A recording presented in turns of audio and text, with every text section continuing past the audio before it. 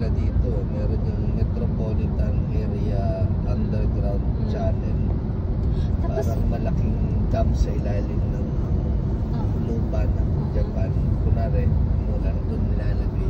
ay, oo, sa part ng ano yon. Doon nilalagay. May nagla-vlog din nan, kuya. Open siya sa tourist din. Oo. Tingnan mo, ang ganda, di ba? Ito, maganda rin puntahan. Ayan, di ba, bakit na pala. Part ng ano yon. Dito ko dake, ano, totoo ba? Sugoy ame, Tokyo no machi data dake. Nanka sugoy ame de umizu ha. Tokyo, Shibuya? Meguro, Tokyo Meguro ne sa Meguro. Sa ilalim. Oo, kuya. Tapos ang laki ng ano nun. Parang ganito, parang nasa ganito. Parang aabot yata ng hanggang 4th floor yung ano niya, yung pinaka ano niya, kuya. Ay hindi mo maaanong. Tapos yung nag-sync na panood mo rin yon, yung nag-sync na ano sa may Saitama. Ang bilis lang nilang ginawa yon. Sinkhole. Oo.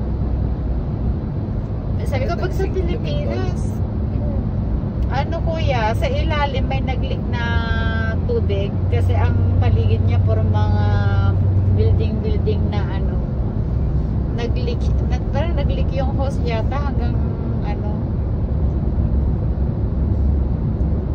Ang bilis nilang ginawa yon, halos wala pa yata ang 1 month. Ilang days lang. Tapos ang gusto kong makita niyo yung paano sila gumawa ng bahay sana dito. Pero hindi hollow block, no? Hindi. Kasi 'di ba more on lintel kasi.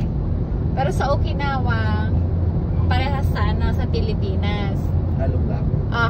Hollow block siya, mga concrete. Pero dito ayan na yung parking, kuya. Palabas naman.